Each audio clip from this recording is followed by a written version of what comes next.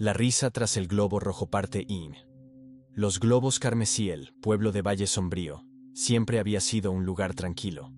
Uno de esos pequeños rincones del mundo donde todos se conocían, y los días transcurrían con la misma rutina apacible.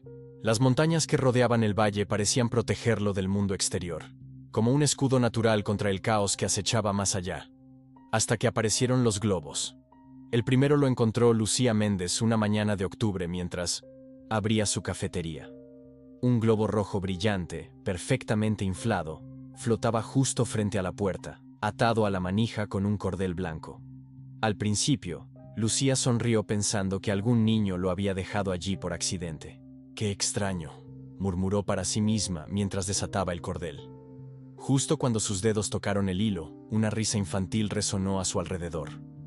Lucía miró en todas direcciones, pero la calle estaba completamente vacía.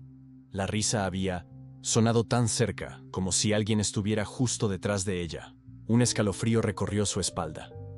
Esa misma tarde, Javier Torres, el cartero del pueblo, encontró otro globo idéntico atado al buzón municipal. Y luego otro apareció en la puerta de la escuela. Y otro más en la entrada de la biblioteca. Para el final de la semana, casi 20 globos rojos habían aparecido por todo Valle Sombrío, cada uno acompañado por aquella misteriosa risa que nadie podía explicar. «Son solo bromas de adolescentes», explicó el alcalde Roberto Guzmán, en una improvisada reunión comunitaria en la Plaza Central. «No hay razón para alarmarse». Pero entonces apareció el primer mensaje. Elena Vega, la bibliotecaria, lo descubrió escrito con marcador negro en el globo que flotaba frente a su ventana. La diversión apenas comienza. Y esa misma noche, Diego Sánchez, un joven de 22 años que trabajaba en la gasolinera a las afueras del pueblo, no regresó a casa. Lo encontraron al amanecer, o lo que quedaba de él. Su cuerpo yacía en el Parque Central, con una sonrisa grotesca pintada en su rostro y vestido con un traje de payaso demasiado pequeño para su complexión. Sus ojos, abiertos de par en par, reflejaban un terror indescriptible, como si hubiera presenciado algo que su mente no podía procesar. Y a su lado, un globo rojo desinflado. El pánico se apoderó rápidamente de Valle Sombrío. La policía local, encabezada por la comisaria Isabel Rojas, apenas tenía experiencia con homicidios. El último asesinato en el pueblo había ocurrido hacía más de 30 años, mucho antes de que la mayoría de los habitantes actuales hubieran nacido. «No toquen los globos», advirtió la comisaria Rojas en un comunicado oficial. «Si ven uno, repórtenlo inmediatamente y aléjense». Pero los globos seguían apareciendo, como si se materializaran de la nada. Y con cada nuevo globo, la risa se volvía más fuerte, más perturbadora. Ya no parecía infantil, sino algo más siniestro, como si algo estuviera disfrutando del miedo colectivo. 5 amigos observaban con creciente inquietud cómo su pacífico pueblo se transformaba en un escenario de pesadilla. Martín Quiroga, un estudiante de psicología que había regresado a casa después de abandonar la universidad. Ana López, profesora de historia en la escuela local. Los hermanos gemelos, Carlos y Laura Herrera, dueños de la librería del pueblo. Y Sebastián Molina, periodista del pequeño diario local. «Esto no es normal», insistió Ana durante una de sus reuniones en la trastienda de la librería. «Los globos, la risa. Hay algo sobrenatural en todo esto». «No existe lo sobrenatural», respondió Sebastián, aunque su voz traicionaba su propia incertidumbre. «Debe haber una explicación lógica». Martín, quien siempre había sido el más callado del grupo, finalmente habló. «¿Y si está relacionado con lo que ocurrió hace 50 años?» Todos lo miraron con sorpresa. Martín se aclaró la garganta antes de continuar. «Mi abuelo me contó historias sobre un circo que visitó Valle Sombrío en los años 70. Un payaso llamado Risotto el Magnífico murió durante su acto. Según la leyenda, juró vengarse del pueblo que se rió de su muerte». «Eso es ridículo», dijo Carlos. Pero Laura ya estaba buscando en los archivos antiguos de la librería. «Aquí está», exclamó después de varios minutos. Octubre de 1974. Trágico accidente en el circo ambulante termina con la vida del payaso principal. Según esto, Risotto intentó un acto con fuego y todo salió mal. Murió quemado frente a todo el público. ¿Y eso qué tiene que ver con lo que está pasando ahora?, preguntó Sebastián. La fecha, respondió Laura con un hilo de voz. El accidente ocurrió exactamente hace 50 años. Este mes. Mientras tanto, en las afueras del pueblo, una niña de 10 años llamada Julia Miranda descubrió un globo rojo flotando frente a su ventana. A diferencia de los adultos, Julia no sentía miedo sino curiosidad. Cuando escuchó la risa, le pareció amistosa, invitadora. Sin que sus padres se dieran cuenta, abrió la ventana y extendió la mano hacia el globo. Esa misma noche, cuando Fernando Delgado regresaba a casa después de su turno en la mina, su auto se detuvo inexplicablemente en la carretera oscura. Las luces parpadearon y el motor se apagó. A través del parabrisas, Fernando vio una figura en medio del camino, un payaso con un maquillaje blanco que brillaba bajo la luz de la luna, su sonrisa roja extendida más allá de lo humanamente posible. En una mano sostenía un globo rojo. En la otra, lo que parecía ser un cuchillo de carnicero. Fernando intentó arrancar el auto, pero era inútil. Las puertas se cerraron automáticamente. El payaso comenzó a caminar hacia él, su risa resonando dentro del vehículo como si saliera de los propios altavoces. No, no. Por favor, suplicó Fernando mientras el payaso se acercaba cada vez más. Esa noche, 2 víctimas más se sumaron a la lista. Y con cada muerte, los globos rojos se multiplicaban. Los 5 amigos decidieron tomar el asunto en sus propias manos. Si la policía no podía proteger al pueblo, ellos encontrarían la manera de detener a lo que fuera que estaba aterrorizando Valle Sombrío. Necesitamos saber más sobre Risotto, dijo Martín. Si realmente está relacionado con lo que está pasando, tal vez haya una manera de detenerlo. La biblioteca tiene periódicos antiguos microfilmados, sugirió Ana. Podríamos empezar por ahí. Lo que no sabían era que mientras planeaban su investigación, un globo rojo flotaba silenciosamente fuera de la ventana, escuchando cada palabra que decían. Y detrás del globo, observando desde las sombras, una figura sonreía con anticipación. La comisaria Rojas impuso un toque de queda en Valle Sombrío. Nadie debía estar en las calles después del anochecer. Pero el miedo ya se había instalado profundamente en el corazón del pueblo. Las tiendas cerraban temprano. Los niños ya no jugaban en los parques. Y los vecinos que antes se saludaban alegremente ahora se miraban con sospecha. ¿Y si no es un fantasma?, preguntó Carlos mientras examinaban viejos artículos en la biblioteca. ¿Y si alguien está usando esta leyenda para cometer estos crímenes? ¿Con qué propósito?, cuestionó Laura. Venganza, quizás, respondió Sebastián. Alguien que tiene algún resentimiento contra el pueblo. Martín, quien había estado inusualmente callado, finalmente habló. Encontré algo. Les mostró un artículo amarillento. Según esto, Risotto tenía un hijo que estaba entre el público cuando ocurrió el accidente. Un niño de 8 años que presenció cómo su padre se quemaba vivo mientras la gente, pensando que era parte del espectáculo, seguía riendo.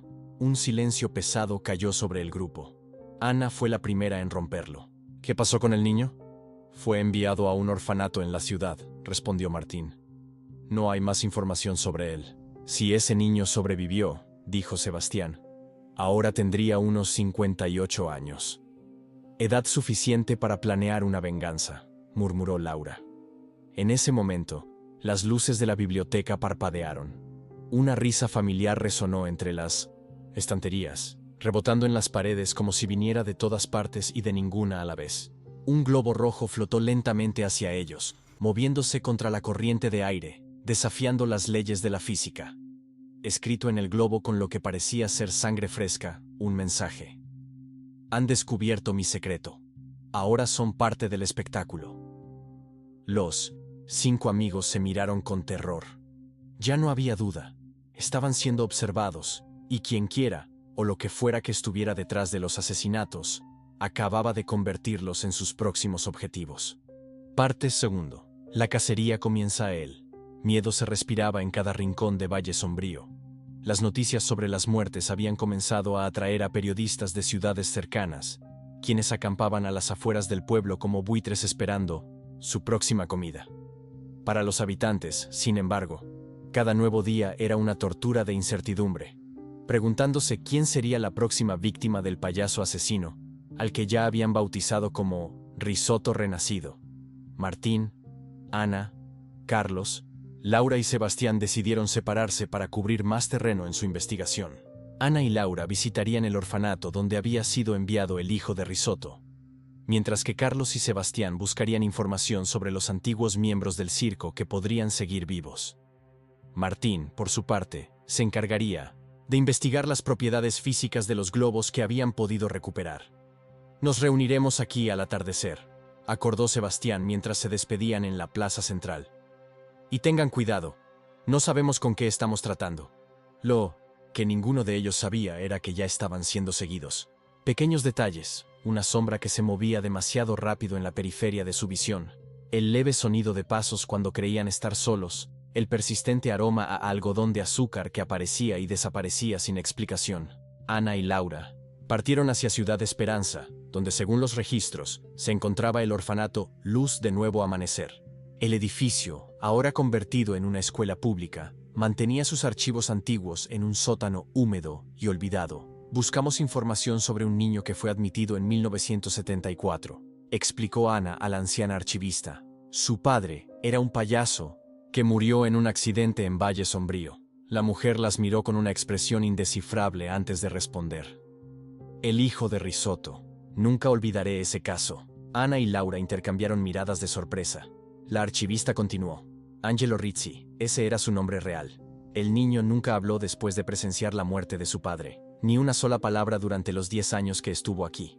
¿Sabe qué pasó con él después?, preguntó Laura. La anciana sacudió la cabeza.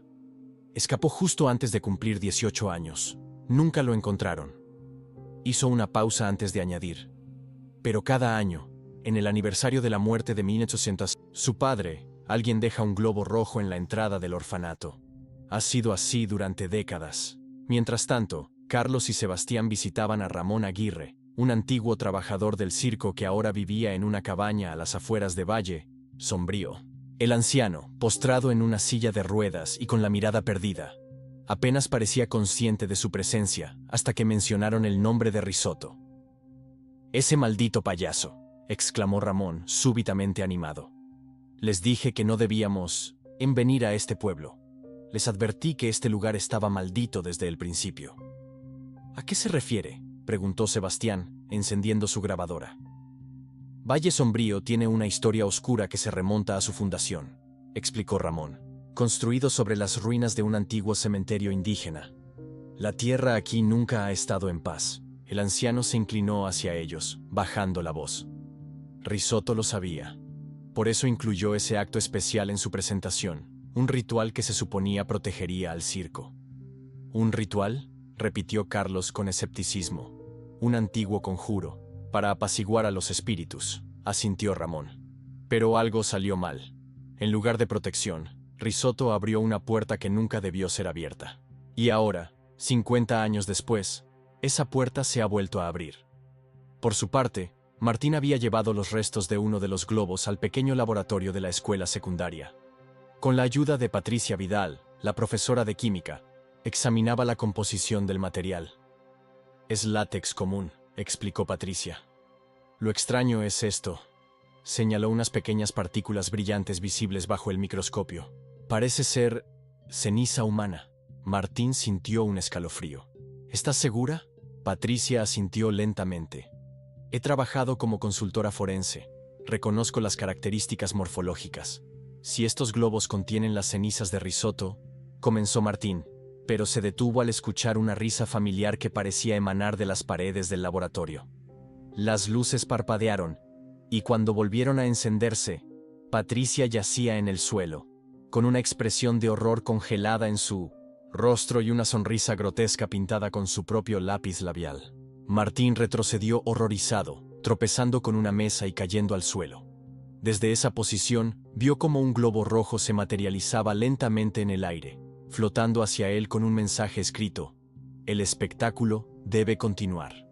Mientras tanto, en la biblioteca, Julia Miranda, la niña que había desaparecido días atrás, aparecía frente a la comisaria Rojas. Desorientada y con la mirada perdida, la pequeña sostenía un globo rojo en su mano. «¿Dónde has estado, Julia?», preguntó la comisaria con una mezcla de alivio y preocupación. Con el payaso, respondió Julia con una voz monótona, casi mecánica. Me mostró sus secretos. Me dijo que les diera un mensaje. ¿Qué mensaje, cariño?, insistió Rojas, arrodillándose para estar a la altura de la niña. Julia sonrió, una sonrisa demasiado amplia para su pequeño rostro, y con una voz que no parecía la suya, recitó: todos flotarán, todos formarán parte del acto final. Todos reirán hasta la muerte. En ese momento, el globo en la mano de Julia estalló, liberando un polvo rojizo que se dispersó por el aire.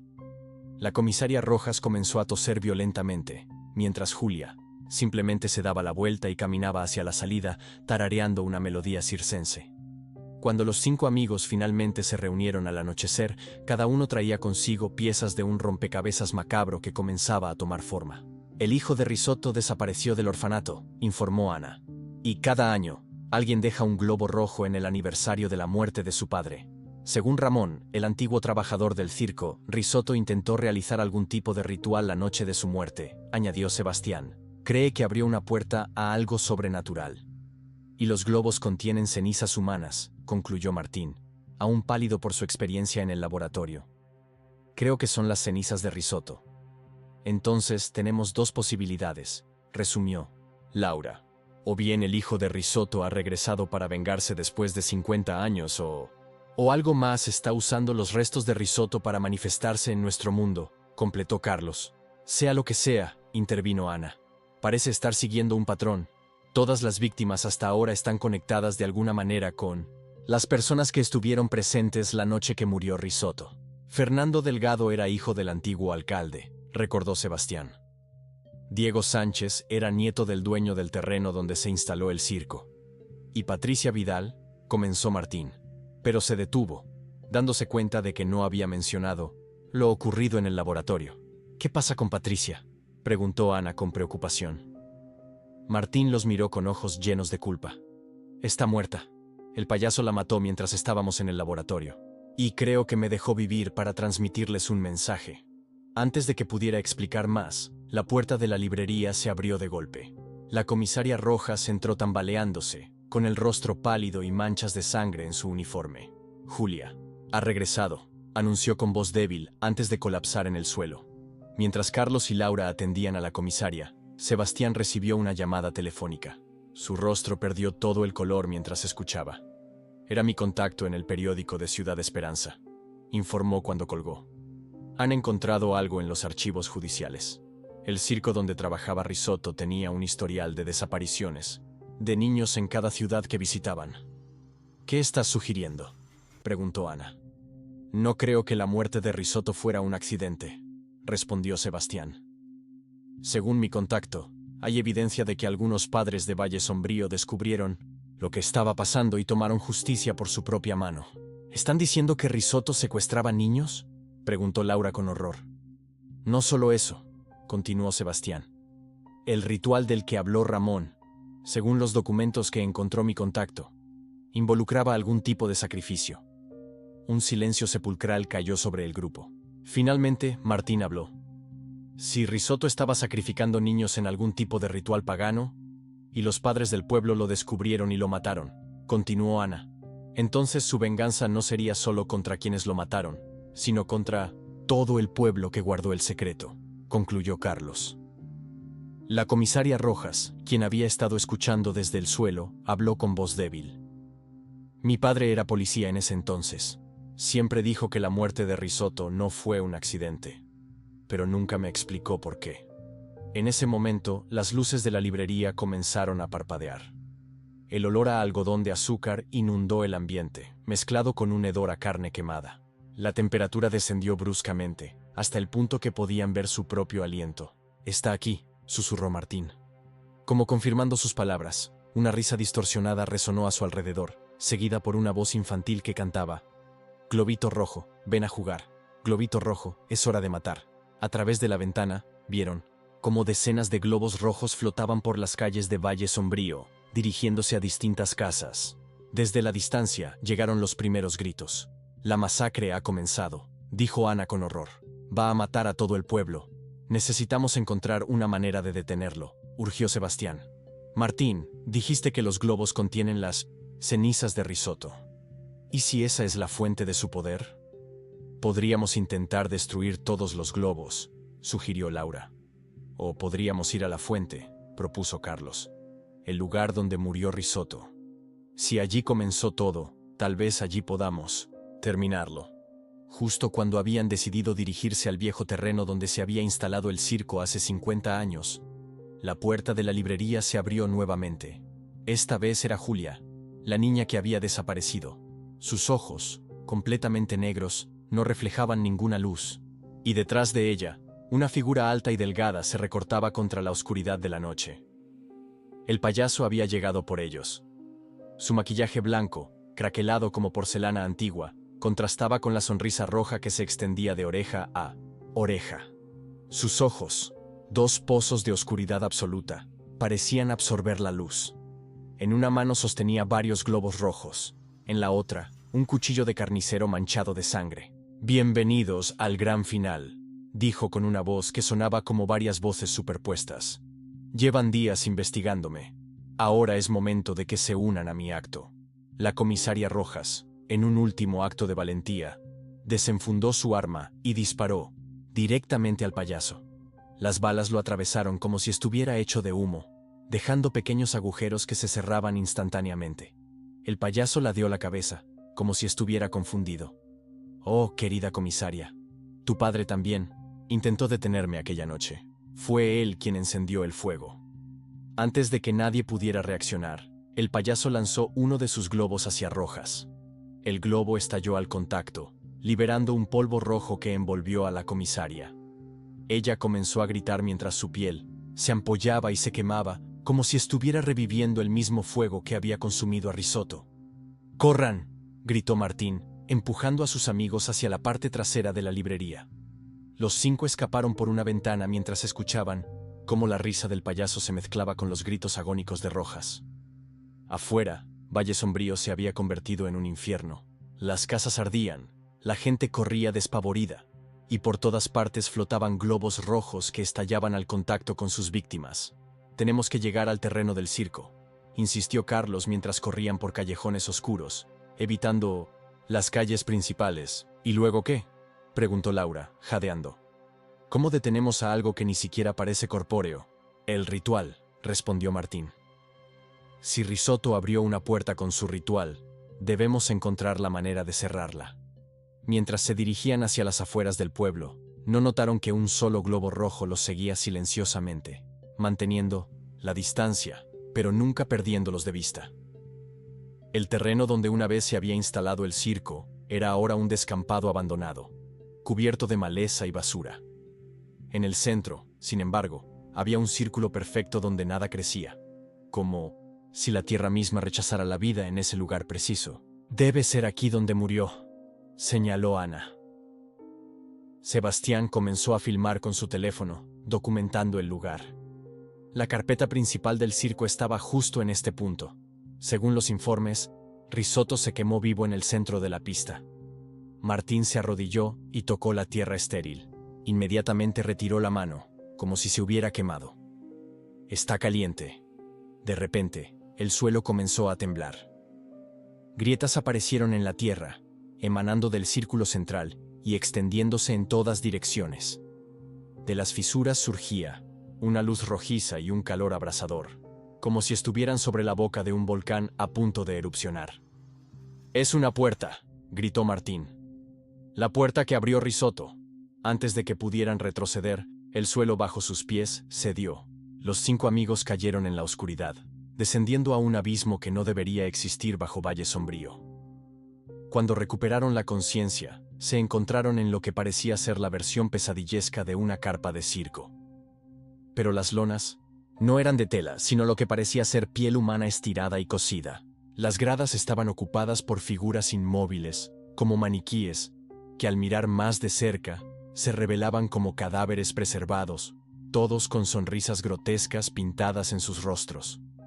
Y en el centro de la pista, esperándolos, estaba el payaso. «Bienvenidos a mi verdadero hogar», dijo con aquella voz distorsionada.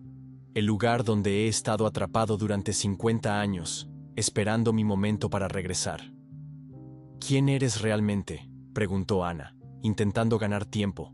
Mientras buscaba una salida, el payaso se acercó lentamente, sus movimientos fluidos como agua. ¿No lo has adivinado aún? No soy Risotto. Nunca lo fui. Con un gesto teatral, el payaso se quitó el rostro, que resultó ser una máscara. Debajo no había un rostro humano, sino una masa pulsante de carne quemada sin rasgos definidos, excepto por una boca llena de dientes afilados. Soy lo que Risotto invocó aquella noche, el demonio al que ofreció las almas de los niños que secuestraba. Pero los padres de Valle Sombrío lo interrumpieron antes de que pudiera completar el ritual. Me dejaron atrapado entre mundos, incompleto pero hambriento. La criatura se acercó más, su forma cambiando constantemente, como si no pudiera mantener una apariencia estable. Durante 50 años he estado acumulando fuerza, esperando el aniversario exacto para terminar lo que comenzamos. Los globos, dedujo Martín. Las cenizas de Risotto te permiten manifestarte en nuestro mundo. La criatura asintió, complacida. Muy inteligente. Los restos calcinados de mi fiel sirviente, mezclados con mi esencia. Cada globo es una pequeña puerta. Cada muerte alimenta mi poder. ¿Y Julia?, preguntó Laura. La niña es especial, respondió el demonio. Inocente pero curiosa. La primera en aceptar voluntariamente mi invitación. Será mi ancla permanente en su mundo, una vez que complete el sacrificio final. Con horror, los 5 amigos vieron cómo Julia emergía de las sombras, caminando como una sonámbula. Sus ojos seguían siendo completamente negros, y su expresión vacía. 5 almas, continuó el demonio. 5 almas que descubrieron la verdad, el mismo número que necesitaba Risotto para completar el ritual original. El ser comenzó a reír, un sonido que reverberaba en los huesos mismos de quienes lo escuchaban. La ironía es deliciosa. Al intentar detenerme, me han traído exactamente lo que necesitaba. El suelo bajo ellos comenzó a brillar, revelando un pentagrama grabado en la tierra, con ellos posicionados exactamente en cada punta. Cadenas de energía rojiza surgieron del suelo, atrapando sus tobillos y muñecas, inmovilizándolos. El espectáculo final está por comenzar, anunció el demonio mientras Julia se colocaba en el centro del pentagrama, sosteniendo un único globo rojo. Y todo Valle Sombrío tendrá un asiento en primera fila. Parte 13. El último acto. En la oscuridad de aquel circo infernal, los 5 amigos luchaban contra las cadenas sobrenaturales que los mantenían prisioneros. El demonio disfrazado de payaso danzaba alrededor del pentagrama, su cuerpo retorciéndose en ángulos imposibles mientras cantaba en un idioma antiguo y olvidado. Julia permanecía en el centro, inmóvil como una estatua, sosteniendo aquel globo rojo que parecía pulsar como un corazón. «Tienes que luchar contra él, Julia», gritó Ana desesperadamente. «Sea lo que sea que te haya mostrado, es una mentira». La niña ni siquiera parpadeó. El demonio se detuvo y miró a Ana con diversión.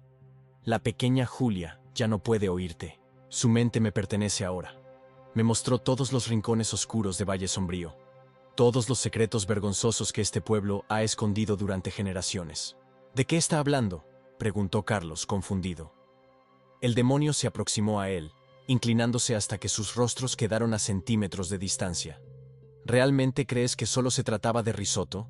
Este pueblo tiene una historia de oscuridad mucho más antigua.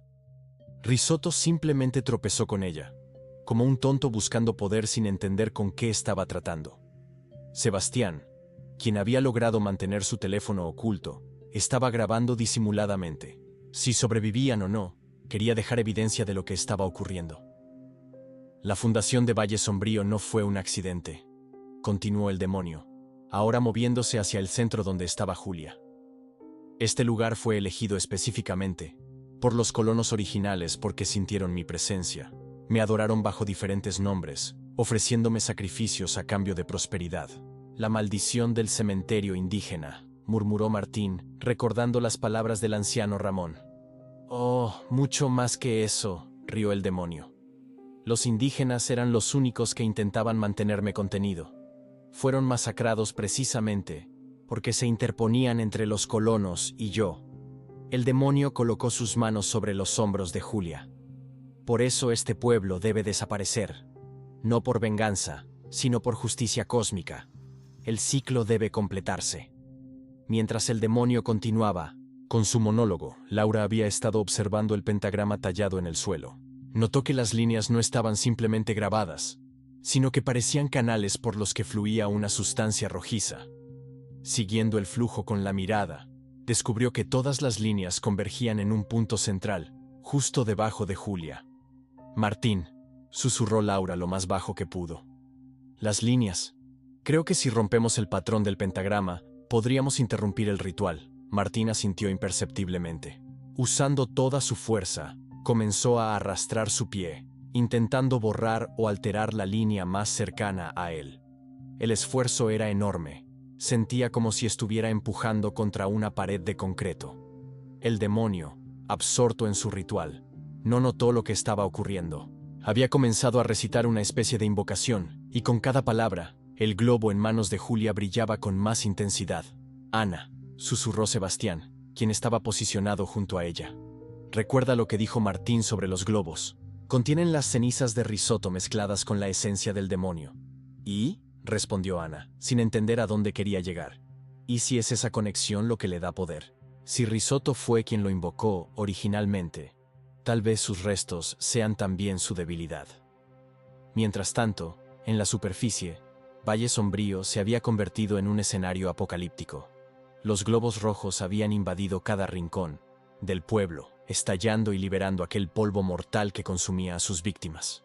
Los pocos sobrevivientes se habían refugiado en la iglesia local, el único lugar donde, por alguna razón, los globos no podían entrar. Entre ellos se encontraba el padre Ignacio, un anciano sacerdote que había escuchado las confesiones de los habitantes de Valle Sombrío durante más de 40 años. A medida que la noche avanzaba y los gritos en el exterior disminuían, el padre Ignacio tomó una decisión. «Hay algo que deben saber», anunció a los refugiados. «Algo que ha permanecido en secreto durante demasiado tiempo. En el subterráneo, Martín había logrado alterar ligeramente una de las líneas del pentagrama. Inmediatamente, el flujo de energía se interrumpió, provocando que el demonio se detuviera en medio de su invocación. «¿Qué estás haciendo?», rugió, girando hacia Martín. Sus ojos, antes negros, ahora brillaban con un fuego interno. Aprovechando la distracción, Carlos también comenzó a raspar el suelo con su zapato, intentando borrar otra de las líneas. El demonio rugió con furia, su forma perdiendo consistencia, transformándose momentáneamente en una masa de sombras y dientes. Con un gesto de su mano, envió a Martín volando contra una de las gradas, donde cayó con un golpe seco. «Insectos insignificantes», gritó el demonio. «No pueden detener lo que ha estado en movimiento durante siglos». Ana, comprendiendo lo que Sebastián había sugerido, comenzó a hablarle directamente a Julia. «Julia, escúchame. El globo que sostienes no es un juguete. Contiene algo malo, algo que está lastimando a todos en el pueblo. Tienes que soltarlo». Por un instante, pareció que algo cambiaba en la expresión vacía de la niña. Un ligero parpadeo, un pequeño temblor en sus labios. El demonio lo notó y se apresuró hacia Julia, colocándose entre ella y Ana. «Es demasiado tarde para tus trucos psicológicos. La niña me pertenece, al igual que todo Valle Sombrío». En ese momento, Laura vio algo que los demás no habían notado. Un pequeño brillo metálico entre las tablas del suelo de la pista. Era un medallón, antiguo y oxidado, con símbolos similares a los del pentagrama pero dispuestos en un patrón diferente. Con un esfuerzo sobrehumano, Laura se estiró lo más que pudo, sus dedos rozando apenas el borde del medallón. Finalmente, logró atraparlo.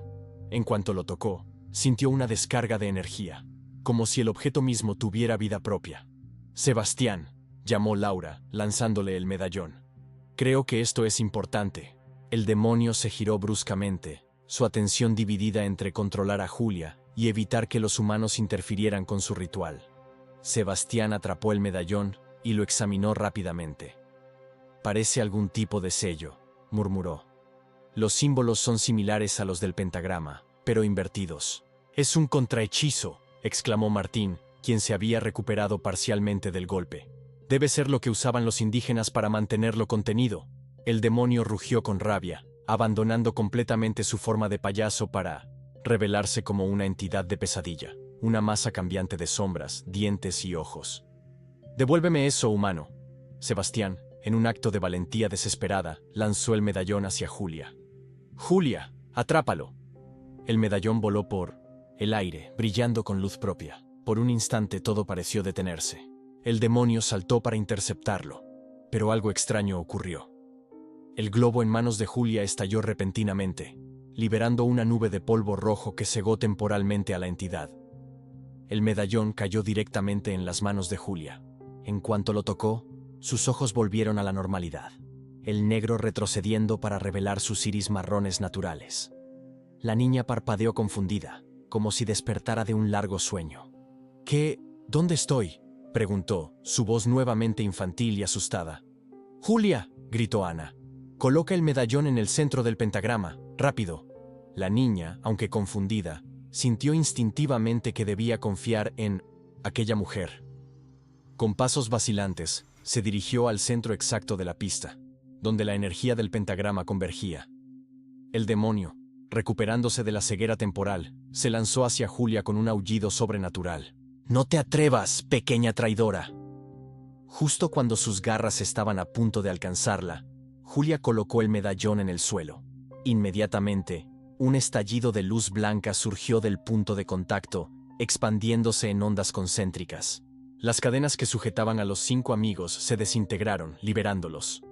El demonio chilló de dolor, su forma retorciéndose como si estuviera siendo desgarrada desde dentro. «¡Esto no ha terminado!», gritó con odio. «Volveré, siempre vuelvo». El suelo comenzó a temblar violentamente. Grietas aparecieron en las paredes de aquel circo infernal, y trozos del techo empezaron a desprenderse.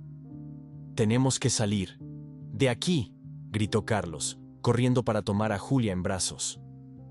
«¿Pero cómo?», preguntó Laura, mirando desesperadamente a su alrededor. No había salida visible, solo las gradas macabras y la pista donde el demonio continuaba retorciéndose, atrapado en un tornado de luz que emanaba del medallón. Sebastián, quien seguía grabando, notó algo. «Miren, allí», señaló hacia un punto donde la luz del medallón había creado una especie de abertura en la realidad misma, un portal que parecía conducir de vuelta a la superficie. «¡Es nuestra única oportunidad!», exclamó Martín. «¡Corran!». Los 5 amigos, con Julia en brazos de Carlos, se precipitaron hacia la abertura luminosa. Detrás de ellos, el demonio lanzó un último grito de furia antes de que todo el circo subterráneo comenzara a colapsar sobre sí mismo. Atravesaron el portal justo a tiempo, emergiendo en el descampado donde antes había estado el circo. A sus espaldas, la tierra se hundió con un estruendo ensordecedor, formando un cráter perfecto, donde antes estaba el círculo estéril. El pueblo. Algo extraordinario ocurría. Todos los globos rojos que flotaban por las calles estallaban simultáneamente, pero en lugar de liberar el polvo mortal, simplemente se desintegraban en el aire como burbujas de jabón. Exhaustos pero vivos, los 5 amigos observaron cómo el amanecer comenzaba a iluminar Valle Sombrío. A lo lejos, podían ver figuras moviéndose, sobrevivientes que emergían cautelosamente de sus escondites. «Se acabó», murmuró Ana, abrazando a Julia, quien se había quedado dormida, agotada por la experiencia. Sebastián revisó su teléfono, confirmando que toda la confrontación había quedado grabada. «El mundo debe saber lo que ocurrió aquí», dijo. «¿Realmente crees que alguien va a creer esto?», preguntó Carlos con escepticismo. «No importa si creen o no», respondió Martín. «Lo importante es que la verdad quede registrada, para que nadie olvide». Laura, quien había estado observando el cráter, notó algo brillante en el borde. Se acercó cautelosamente y descubrió que era el medallón, de alguna manera expulsado durante el colapso del circo subterráneo. Lo recogió con cuidado, sintiendo nuevamente aquella extraña energía vibrar contra su piel. «Deberíamos guardar esto», dijo, «por si acaso». Mientras regresaban al pueblo, ninguno de ellos notó un pequeño detalle. Junto al lugar donde Laura había encontrado el medallón, una diminuta semilla de globo rojo, no más grande que un grano de arena, se hundía lentamente en la tierra. En Valle Sombrío la reconstrucción comenzó de inmediato. A pesar de las numerosas pérdidas, los sobrevivientes se unieron con un propósito común: asegurarse de que algo así nunca volviera a ocurrir. La grabación de Sebastián, Aunque inicialmente recibida con escepticismo por los medios nacionales, se convirtió en objeto de intenso debate y análisis. Expertos en fenómenos paranormales, historiadores y antropólogos comenzaron a investigar la historia de Valle Sombrío, descubriendo patrones inquietantes de tragedias inexplicables que se repetían cada 50 años. El padre Ignacio, uno de los pocos ancianos que había sobrevivido, finalmente reveló el pacto de silencio que las familias fundadoras habían mantenido durante generaciones. Valle Sombrío había sido construido como un lugar de sacrificio, un punto donde el velo entre dimensiones era particularmente débil. Con el tiempo, la normalidad regresó gradualmente a Valle Sombrío. Ana adoptó oficialmente a Julia, cuyo trauma parecía haberse desvanecido junto con sus recuerdos de aquella noche terrible.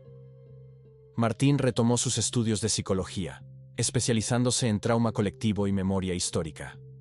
Carlos y Laura reconstruyeron su librería, ahora dedicada específicamente a preservar la historia real de Valle Sombrío. Y Sebastián ganó reconocimiento nacional por su documental sobre los eventos, titulado Risas en la Oscuridad. 5 años después, en una lluviosa tarde de octubre, Laura limpiaba el polvo de las estanterías más altas de la librería, cuando encontró una caja que no recordaba haber visto antes. Intrigada, la bajó y la abrió. Dentro encontró el medallón que había guardado después de aquella noche, junto con recortes de periódicos antiguos y un diario amarillento. El diario pertenecía a uno de los fundadores de Valle Sombrío, y en sus páginas, Laura encontró algo perturbador. Un mapa del pueblo donde se señalaban 7 puntos específicos, formando una estrella de 7 puntas. Uno de esos puntos era exactamente donde había estado el circo. Los otros 6 correspondían a lugares donde habían ocurrido tragedias a lo largo de la historia del pueblo: un incendio en la escuela en 1924, un derrumbe en la mina en 1874, una masacre inexplicable en la iglesia antigua en 1774. Con creciente inquietud, Laura se dio cuenta de que solo se habían completado 5 de los 7 puntos. Según el patrón, faltaban 2 eventos más para completar la estrella. Justo cuando estaba por llamar a sus amigos para compartir su descubrimiento, la campanilla de la puerta de la librería sonó. Laura levantó la vista y vio a Julia, ahora una adolescente de 15 años, sonriendo desde la entrada. «Hola, Laura», saludó la joven. «Ana me pidió que te trajera esto». Le extendió un pequeño paquete envuelto en papel rojo. Laura lo tomó con manos temblorosas. Al abrirlo, su corazón casi se detuvo. Dentro había un pequeño globo rojo, no más grande que una pelota de golf, con un mensaje escrito. «El intervalo ha sido reducido. 50 años era demasiado tiempo para esperar». «¿Te encuentras bien?», preguntó Julia, ladeando la cabeza de una manera que resultaba inquietantemente familiar. «Pareces haber visto un fantasma». Laura intentó responder, pero las palabras se atoraron en su garganta cuando notó un detalle que había pasado por alto. Los ojos de Julia tenían un ligero tinte rojizo alrededor del iris, casi imperceptible a menos que se mirara con mucha atención. Estoy bien», logró decir finalmente. «Solo un poco cansada». Julia sonrió, una sonrisa que parecía extenderse un poco más de lo normal. «Deberías descansar. El gran espectáculo está por comenzar». Se dio la vuelta y salió de la librería, tarareando una melodía circense. Laura se quedó inmóvil, sosteniendo el pequeño globo rojo mientras escuchaba, o creía escuchar, una risa distante que parecía provenir de todas partes y de ninguna a la vez. En su muñeca, donde nadie podía verlo, Julia llevaba un brazalete, hecho con hilos del mismo medallón que Laura había encontrado, fundido y reformado. El círculo se había cerrado, solo para abrir uno nuevo. Y en casas por todo Valle Sombrío, niños de diferentes edades despertaban esa noche con un mismo sueño. Un payaso que les invitaba a unirse a su espectáculo, prometiéndoles diversión eterna si tan solo seguían los globos rojos que pronto aparecerían en sus ventanas. El espectáculo, como siempre, debía continuar. Fin.